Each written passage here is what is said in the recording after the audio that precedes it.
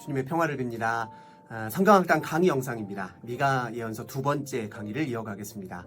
지난주에 미가 예언서의 역사적 배경과 그 주요 메시지를 개괄적으로 살펴봤죠. 다시 한번 기억을 떠올려 볼까요? 미가는 아수르 제국이 서남쪽으로 그 세력을 확장해서 아람과 북왕국 이스라엘을 멸망시키고 남왕국 유다까지 위협하는 위기의 시대에 예언 활동을 했습니다. 이 위기의 상황에 당시 유다의 왕들은 어떻게 대응했습니까? 여호와 하나님의 통치를 망각하고 힘의 논리에 근거한 외교술에 의존하는 행태를 보였죠. 요담은 우상 숭배에 빌미를 주었고 아하스는 하나님보다 아수르의 왕을 믿었습니다. 히스기야마저 아수르의 힘에 압도되어 굴욕적인 외교를 펼쳤습니다. 위기의 상황에서 그들이 보인 행태는 하나님의 통치에 대한 불신과 맞물려 있습니다. 유다의 왕들은 본래 하나님의 대리 통치자로 기름 부음 받은 사람들이었죠. 하나님의 대리 통치자는 마땅히 하나님의 뜻과 법대로 나라를 다스려야 합니다. 그러나 그들은 위기의 순간에, 중요한 선택의 순간에 하나님을 의식하고 하나님의 뜻을 묻기보다는 세속의 논리와 가치 기준을 따라 판단하고 행동했습니다. 그래서 우리는 이렇게 이야기할 수 있습니다. 진짜 위기는 신앙의 위기, 곧 영적 타락의 위기다. 미가는 영적으로 타락한 이스라엘을 향해 하나님의 심판을 선고하면서 예언 활동을 시작합니다. 1장 3절입니다. 여호와께서 그의 처소에서 나오시고 강림하사 땅의 높은 곳을 밟으실 것이라. 하나님께서 하늘의 처소, 곧 진짜 성전에서 내려오셔서 땅의 높은 곳, 곧 산당과 같은 가짜 성전을 밟으실 것이라는 의미죠. 이건 산당으로 상징되는 이스라엘의 우상 숭배에 대한 심판을 뜻합니다. 1장 5절을 보십시오. 이는 다 야곱의 허물로 말미암음이요 이스라엘의 족속의 죄로 말미암음이라. 야곱의 허물이 무엇이냐? 사마리아가 아니냐? 유다의 산당이 무엇이냐? 예루살렘이 아니냐?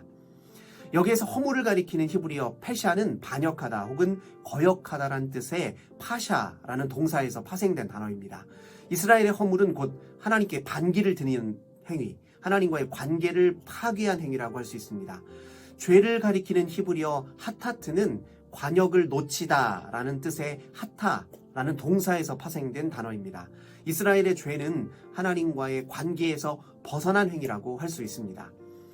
이스라엘이 산당에서 우상 숭배를 하는 행위는 곧 하나님과의 언약 관계를 파괴한 행위라고 할 수 있습니다. 사마리아로 대표되는 북왕국 이스라엘과 예루살렘으로 대표되는 남왕국 유다가 모두 이 죄에서 자유로울 수 없다고 미가는 고발하고 있습니다. 그런데 1장 5절에서 한 가지 더 주목할 것이 있습니다. 예루살렘에는 분명히 성전이 위치해 있음에도 불구하고 미가는 예루살렘을 유다의 산성으로 빗대고 있습니다. 이건 성전의 제사가 산당에서의 우상 숭배와 별반 다르지 않다는 것을 의미합니다. 성전의 제사가 그 정당성과 진정성을 상실해버렸다는 의미입니다. 사마리아는 어떻습니까? 1장 6절에서 7절입니다.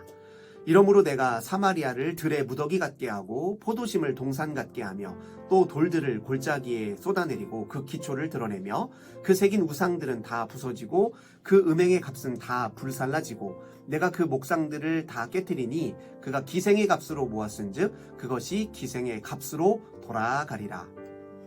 사마리아의 이 말 심판은 매우 가혹합니다. 사람 살만한 곳도 못될 만큼 무너지고 황폐해질 거라고 선고합니다. 그리고 그 이유는 바로 우상 숭배에 있다고 말하죠.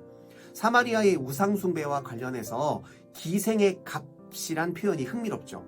그건 우상 숭배를 통해 얻고자 하는 이익을 뜻합니다. 그 이익이란 무엇이겠습니까? 바로 물질적인 풍요와 번성일 것입니다. 사마리아의 우상 숭배가 갖고 있는 핵심적인 문제는 풍요의 원천이 하나님께 있지 않고 우상에게 있다고 믿는 것이고 풍요 그 자체를 하나님보다 우선하는 데 있습니다. 또한 그 풍요를 하나님을 떠난 비윤리적 삶으로 소진해버리는 데 있습니다. 그래서 미가는 하나님께서 사마리아의 우상을 부수시고 우상 숭배에 함께 벌어들인 모든 번영을 불사르실 것이라고 선포하고 있습니다. 우상 숭배와 함께 찾은 영광은 우상의 철폐와 함께 몰락하게 될 것이라고 선고하고 있습니다. 사마리아에 대한 심판은 실제로 아수르 제국에 의한 멸망으로 현실화되었죠. 주전 721년의 일입니다. 아수르는 2주 혼혈 정책을 폈기 때문에 멸망 후에 북왕국 이스라엘 백성들은 그 뿌리에서부터 와해되기 시작했습니다. 북왕국 이스라엘이 아수르에 의해 침몰하는 모습을 남왕국 유다가 지켜봤습니다. 이건 어떤 의미에서 보면 남왕국 유다로서는 분명 영적 교훈으로 삼을 만한 일이었죠. 미가도 그런 바람으로 남왕국 유다를 향해 하나님의 심판을 선고했습니다. 북왕국 이스라엘이 저리 망한 건 하나님 앞에서 벌인 허물과 죄 때문이니까 너희가 하나님의 심판을 면하려면 하루속히 하나님께로 돌아서라, 이렇게 말하고 싶었던 것이죠.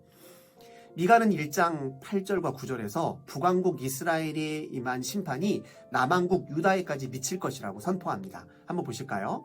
이러므로 내가 애곡하며 애통하며 벌거벗은 몸으로 행하며 들깨같이 애곡하고 타조같이 애통하리니 이는 그 상처는 고칠 수 없고 그것이 유다까지도 이르고 내 백성의 성문 곧 예루살렘에도 미쳤음이니라. 미가는 예루살렘에 미칠 재앙에 대해서 애통해하고 있죠. 남왕국 유다의 영적 상태를 보니까 아마 피하기 쉽지 않겠다는 마음에 더 절실하고 통탄스러운 게 아닌가 싶습니다. 미가는 그 마음을 남왕국 유다의 성읍들에 미칠 재앙을 묘사하면서 언어 유희로 풀어냅니다. 1장 10절에서 13절을 볼까요? 가드에 알리지 말며 도무지 울지 말지어다. 내가 베들레아브라에서 티끌에 굴렀도다. 3일 주민아 너는 벗은 몸에 수치를 무릅쓰고 나아갈지어다. 사안한 주민은 나오지 못하고 벳에셀이 애곡하여 너희에게 의지할 곳이 없게 하리라. 마롯 주민이 근심 중에 복을 바라니 이는 재앙이 여호와께로 말미암아 예루살렘 성문에 임함이니라. 라기스 주민아 너는 준마의 병거를 메울지어다. 라기스는 딸 시온의 죄의 근본이니 이는 이스라엘의 허물이 내게서 보였음이니라. 여기에 등장하는 지명들은 블레셋 해안 평야와 유다 산지 사이에 자리한 구릉지대에 속한 성읍들로 추정됩니다. 이 구릉지대를 쉐팔라라고 칭합니다. 구릉지는 산지와 인접해 있는 완만한 평지를 뜻합니다. 이 쉐팔라에 위치한 성읍들이 1차적인 재앙지로 꼽히는 것은 이곳이 적군의 주요 침투로이기 때문입니다. 실제로 사네립이 남왕국 유다를 침략했을 때 이 경로를 따라 침투했습니다. 이 성읍들이 언어 이유와 무슨 상관일까요? 10절에 등장하는 성읍 가드는 같은 문장에 쓰인 알리다를 뜻하는 동사 나가드와 히브리어 발음상 유사합니다. 10절의 성읍 베들레아브라는 같은 문장에 쓰인 티끌을 뜻하는 아파로와 자음 철자가 유사합니다. 11절의 성읍 사빌은 아름답다를 뜻하는 동사 샤파르와 발음상 유사해서 같은 문장에 등장하는 수치스러운 벌거슴과 대조를 이루고 있죠. 성읍 사아나는 같은 문장에 쓰인 나호다를 뜻하는 야자와 히브리어 발음상 유사합니다. 이런 언어 유희를 통해서 전달하고자 하는 핵심은 늘 회자하던 그 유다의 접경지의 주요 성읍들이 재앙의 대명사가 될 것이란 의미입니다. 우리말로 예를 들자면 이런 식입니다. 인천은 인적이 척박해질 것이고 서울은 서러운 울음으로 가득해질 것이다. 말하자면 이런 식으로 표현한 것이죠. 미가는 유다의 접경지에 위치한 주요 성읍들이 재앙을 맞고 이 재앙이 유다의 핵심 부인 예루살렘을 향해 있다고 지금 선언하고 있는 것입니다.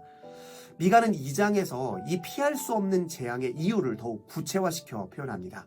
심판을 선고받은 이스라엘의 죄악의 실상을 묘사한 것이죠. 특징적인 것은 그들의 죄악이 사회윤리적 타락과 관련되어 있다는 점입니다. 2장 1, 2절을 보실까요?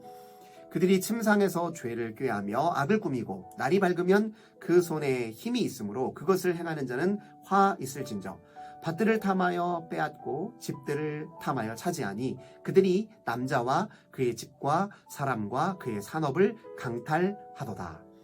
풀어 이야기하자면 이런 뜻이죠. 하나님은 안중에도 없고 밤새도록 악랄한 일이나 꾸미며 자기 힘을 과신하면서 한다는 일이 가난한 자들을 짓밟고 그들의 터전과 소유를 강탈하고 있으니 재앙을 피할 길이 없다. 이런 뜻입니다. 부와 재물과 권력을 신처럼 떠받들면서 그 힘을 남용하는 사람들이 가난한 사람들의 집, 밭, 산업, 사람을 빼앗는 방법, 그것은 아주 간단합니다. 큰 돈을 빌려주고 엄청난 이자를 물리는 방법입니다. 못 갚으면 집도 밭도 빼앗고 사람도 노예로 데려가는 것이죠. 이런 악랄한 행위가 지속되고 있는데 어떻게 하나님의 심판을 면할 수 있겠습니까? 2장 3절입니다. 그러므로 여호와의 말씀에 내가 이 족속에게 재앙을 계획하나니 너희의 목이 이에서 벗어나지 못할 것이요 또한 교만하게 다니지 못할 것이라. 이는 재앙의 때임이라 하셨느니라. 이스라엘이 악행을 꾸미는 동안 하나님은 재앙을 계획하고 계신다라고 선고하고 있습니다. 목에 힘주고 다니던 이들에게 재앙이 임하게 될 것이라고 선고하고 있습니다. 여기에서 이스라엘에게 닥칠 재앙이란 건 나라를 빼앗기고 백성들이 포로로 끌려가게 되는 재앙을 말합니다. 2장 5절을 봅시다. 그러므로 여호와의 회중에서 분깃에 줄을 댈 자가 너희 중에 하나도 없으리라. 줄로 재어 나누어 줄 땅과 유업이 없다는 말이 곧 거주할 땅을 빼앗기게 될 것이라는 뜻이죠. 미가가 이렇게 이스라엘의 죄악을 고발하고 하나님의 심판으로 임박할 재앙을 선고할 때 백성들의 반응은 어떠했을까요? 권력자와 결탁한 거짓 예언자들은 미가의 입을 틀어 막으려고 했습니다. 2장 6절입니다. 그들이 말하기를 너희는 예언하지 말라. 이것은 예언할 것이 아니거늘 욕하는 말을 그치지 아니한다 하는도다.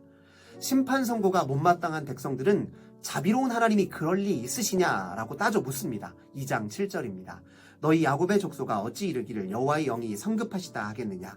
그의 행위가 이러하시다 하겠느냐. 나의 말이 정직하게 행하는 자에게 유익하지 아니하냐. 그리고 심판을 선고하는 미가가 아니라 듣기 좋은 달콤한 메시지만 전하는 거짓 예언자들의 말에만 현혹됩니다. 2장 11절입니다.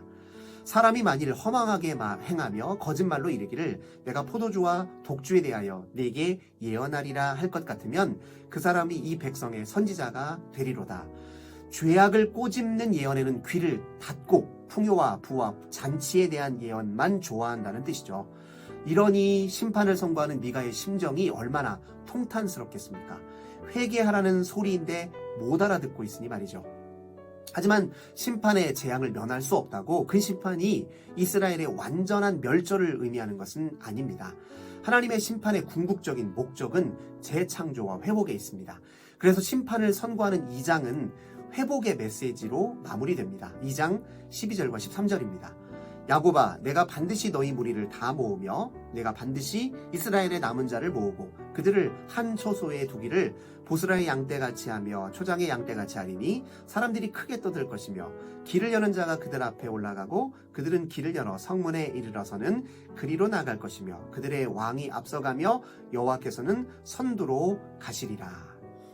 하나님께서 흩어진 이스라엘의 남은 자들을 반드시 모으시고 하나님이 왕이신 나라를 그들에게 열어주실 것이란 의미입니다. 미가는 이제 3장에서 통치자들 그리고 그들과 결탁한 제사장들, 선지자들 이런 사람들의 죄악과 불의를 고발합니다. 3장 11절입니다. 그들의 우두머리들은 뇌물을 위하여 재판하며 그들의 제사장은 삭슬 위하여 교훈하며 그들의 선지자는 돈을 위하여 점을 치면서도 여호와를 의뢰하여 이르기를 여호와께서 우리 중에 계시지 아니하냐 재앙이 우리에게 임하지 아니하리라 하는도다. 좀 더 구체적으로 살펴보겠습니다. 소위 말하는 사회의 지도급 인사들은 어떤 죄악과 불의를 저질렀을까요? 3장 2절과 3절입니다. 너희가 선을 미워하고 악을 기뻐하여 내 백성의 가죽을 벗기고 그 뼈에서 살을 뜯어 그들의 살을 먹으며 그 가죽을 벗기며 그 뼈를 꺾어 다지기를 냄비와 솥 가운데에 담을 고기처럼 하는도다. 정의롭고 공의로운 통치와 재판이 본분임에도 불구하고 그들은 죄책함 하나 없이 가난하고 힘없는 백성을 강탈하는 자들을 비호하고 오히려 앞장서서 그 일에 동조했다는 말이죠. 선지자들은 어떻습니까? 3장 5절입니다.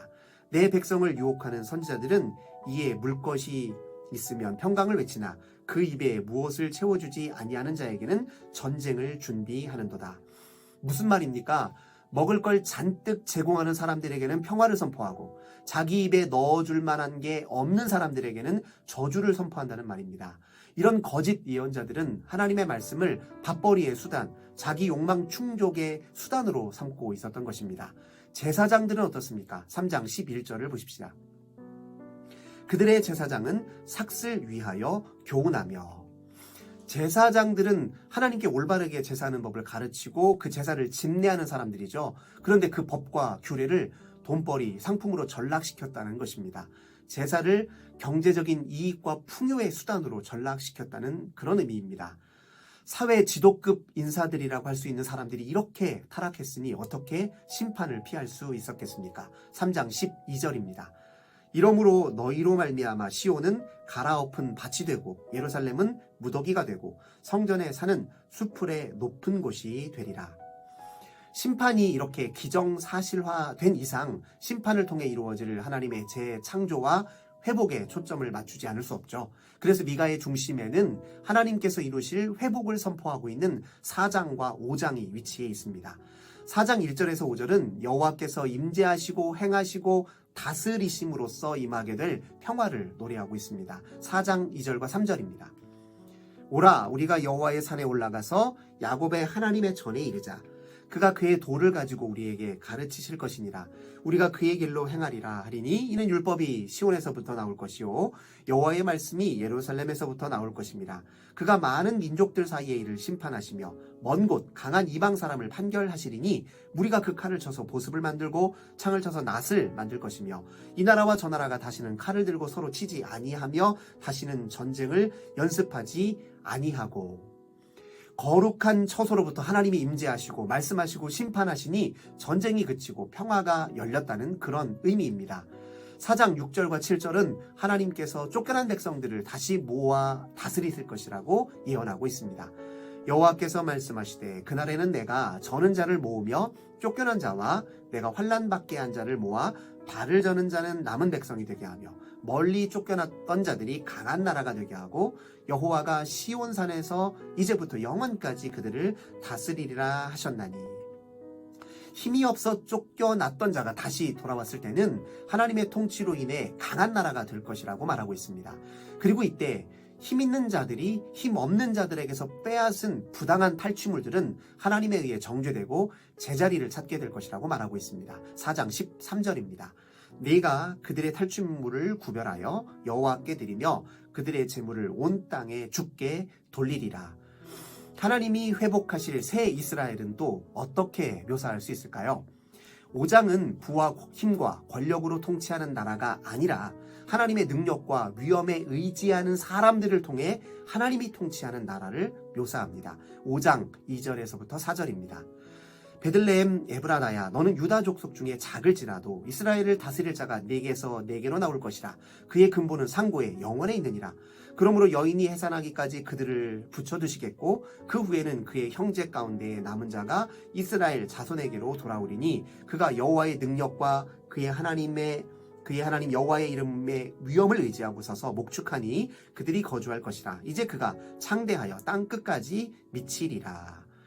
베들레헴은 다윗의 고향입니다. 예루살렘에 비하면 초라하고 시골 마을에 지나지 않습니다. 초라한 시골 마을 출신의 다윗이 이스라엘 역사상 가장 강력한 나라를 이루었죠. 그런데 이 다윗은 무엇으로 나라를 다스렸습니까? 강한 군사력, 자기 지혜와 지략? 아닙니다. 그는 여호와 하나님의 이름으로 나라를 다스렸죠. 하나님을 의지하고 하나님의 법을 따라 나라를 다스렸습니다. 그러니까 하나님이 회복하실 나라는 스스로 높은 자라 칭하는 그렇게 자임하는 사람이 통치하는 나라가 아니라 하나님을 왕으로 모신 사람들을 통해 하나님이 통치하시는 나라입니다. 우리 그리스도인들은 이 나라가 예수 그리스도를 통해 온전히 성취되었다고 고백합니다. 그래서 미가의 이 예언을 메시아에 대한 예언으로 받아들입니다. 그러나 이 나라가 하나님을 부정하고 적대하는 사람들에게는 공포가 될 것입니다. 하나님이 통치하는 나라에서 그들은 멸절될 것이기 때문입니다. 5장 10절에서 11절입니다. 여호와께서 이르시되 그날에 이르러는 내가 네 군마를 네 가운데서 멸절하며 네 병거를 부수며 내 땅의 성읍들을 멸하며 내 모든 견고한 성을 무너뜨릴 것이며. 그렇다면 이제 생각해 보아야 할 것은 미가의 선포 앞에서 이스라엘이 취해야 하는 행동은 무엇이냐입니다. 6장 1절에서 미가는 선포합니다. 너희는 여호와의 말씀을 들을지어다. 너는 일어나서 산을 향하여 변론하여 작은 산들이 네 목소리를 듣게 하라 하셨나니. 이스라엘이 해야 하는 제일 덕목은 바로 하나님의 말씀을 듣는 일입니다. 듣고 순종하는 일입니다. 듣고 순종하는 일이 왜 중요합니까? 그건 이제까지 하나님께서 이스라엘과 맺은 언약을 얼마나 신실하게 지켰는지, 얼마나 한량없는 은혜를 베푸셨는지를 헤아려 보면 알 수 있습니다. 그래서 미가는 이렇게 하나님을 변론합니다. 6장 5절입니다. 내 백성아, 너는 모압 왕 발락이 꾀한 것과 보올의 아들 발람이 그에게 대답한 것을 기억하며 시딤에서부터 길갈까지의 일을 기억하라. 그리하면 나 여호와가 공의롭게 행한 일을 알리라 하실 것이니라. 본문은 이스라엘이 애굽을 탈출하여 광야에서 경험한 하나님의 은혜에 대한 고백을 담고 있습니다. 모압 왕 발락이 발람에게 이스라엘을 저주하라고 명했죠. 그런데 하나님은 발람의 입을 통해서 오히려 이스라엘을 축복하게 하셨습니다. 시딤에서 이스라엘이 범죄했을 때 하나님은 그들을 용서하시고 오히려 요단강을 마른 땅처럼 건너게 하셨죠. 그게 바로 하나님입니다. 이 일로 이스라엘은 하나님께 감사하면서 길갈에 12개의 돌을 세웠습니다. 이렇듯이 이스라엘의 역사를 돌이켜보면 하나님이 얼마나 이스라엘을 신실하게 지키셨고 또 이스라엘에게 공의를 베푸셨는지를 알 수 있습니다. 그러므로 이제 자비롭고 공의로우신 하나님, 약속을 지키시는 신실하신 하나님 앞에 이스라엘이 응답할 차례입니다. 어떻게 해야 합니까? 6장 6절에서 8절을 봅시다. 내가 무엇을 가지고 여호와 앞에 나아가며 높으신 하나님께 경배할까? 내가 번제물로 1년 된 송아지를 가지고 그 앞에 나아갈까? 여호와께서 천천의 순양이나 만만의 강물 같은 기름을 기뻐하실까? 내 허물을 위하여 내 맏아들을 내 영혼의 죄로 말미암아 내 몸에 열매를 드릴까? 사람아, 주께서 선한 것이 무엇임을 내게 보이셨나니 여호와께서 내게 구하시는 것은 오직 정의를 행하며 인자를 사랑하며 겸손하게 내 하나님과 함께 행하는 것이 아니냐. 본문은 한마디로 그 형식적인 제사로 날 기쁘게 할 생각 말고 내가 진정으로 원하는 것, 정의를 행하고 인자를 사랑하며 겸손하게 하나님과 함께 행하라, 이렇게 말하고 있죠. 앞서 우리는 미가가 예루살렘 성전에서의 제사가 산당에서 우상 숭배에게 드리는 제사와 별반 다를 것이 없다고 비판했던 점을 상기해 봅시다. 왜 그랬을까요? 하나님께 진정한 제사를 드렸다면 하나님의 임재를 온전히 경험하고 하나님의 뜻과 마음을 제대로 알아서 삶의 한 복판에서 정의를 행하고 인자를 사랑하고 겸손히 하나님과 함께 생활했을 텐데 삶의 예배가 엉망인 걸 보니까 성전의 제사가 산당에서의 우상 숭배와 뭐가 다르냐는 것입니다. 6장 10절에서 12절을 보십시오. 악인의 집에 아직도 불의한 재물이 있느냐? 축소시킨 가증한 에바가 있느냐? 내가 만일 부정한 저울을 썼거나 주머니에 거짓 저울추를 두었으면 깨끗하겠느냐? 그 부자들은 강포가 가득하였고 그 주민들은 거짓을 말하니 그 혀가 입에서 거짓되도다. 이들이 과연 하나님의 언약 백성으로 하나님과 함께 교제하며 하나님과 함께 살아가는 사람들이라고 할 수 있습니까? 하나님은 안중에도 없이 부정한 방식으로 탐욕만 채우는 사람들이 아닙니까? 그래서 미가는 7장 1절에서 3절에서 이렇게 다시 고발합니다. 재앙이로다 나여, 나는 여름과일을 딴 후와 포도를 거둔 후 같아서 먹을 포도송이가 없으며 내 마음에 사모하는 처음 익은 무화과가 없도다. 경건한 자가 세상에서 끊어졌고 정직한 자가 사람들 가운데 없도다. 우리가 다 피를 흘리려고 매복하며 각기 그물로 형제를 잡으려 하고 두 손으로 악을 부지런히 행하는도다. 그 지도자와 재판관은 뇌물을 구하며 권세자는 자기 마음의 욕심을 말하며 그들이 서로 결합하니. 하나님의 백성으로서의 삶의 열매도 없고 하나님을 경외하는 이도 없고 악을 일삼으며 자기 욕심만 채우는 이들로 가득하다는 뜻이죠. 상황이 이러할진데 미가가 할 수 있는 일은 하나였습니다. 미가처럼 하나님의 뜻을 헤아리고 그 뜻에 순복하고자 하는 이들이 할 수 있는 최선의 일은 하나입니다. 바로 기본으로 돌아가는 일이고 그 기본은 무엇입니까? 하나님과의 인격적이고 친밀한 교제, 곧 기도입니다. 미가 7장 7절입니다. 오직 나는 여호와를 우러러보며 나를 구원하시는 하나님을 바라보나니 나의 하나님이 나에게 귀를 기울이시리로다. 하나님께 보다 집중하고 진심과 전심을 다해 하나님과 단독으로 만나고 하나님의 임재 앞에 머물며 그분의 말씀에 귀를 기울이는 일이 하나님의 백성들의 기본입니다. 그러면 하나님이 누구이신지 압니다. 하나님의 본심을 알게 되고 하나님과 한 마음이 되어서 하나님의 일에 기꺼이 참여할 수 있고 그 일을 감당할 수 있게 됩니다. 미가 7장 18절입니다. 주와 같은 신이 어디 있으리이까? 주께서는 죄악과 그 기업의 남은 자의 허물을 사유하시며 인애를 기뻐하심으로 진노를 오래 품지 아니하시나이다. 우리도 이런 고백을 함께 할 수 있어야 하지 않을까요? 비록 악이 횡행하고 그 악이 초래한 갖가지 재앙이 우리를 에워싼다 할지라도 그 모든 악과 재앙으로부터 우리를 건져주실 분이 누구입니까? 여호와 하나님, 예수 그리스도 안에서 자기를 온전히 계시하신 하나님 말고 누구입니까? 오늘 준비한 강의는 여기까지입니다. 경청해 주셔서 감사합니다.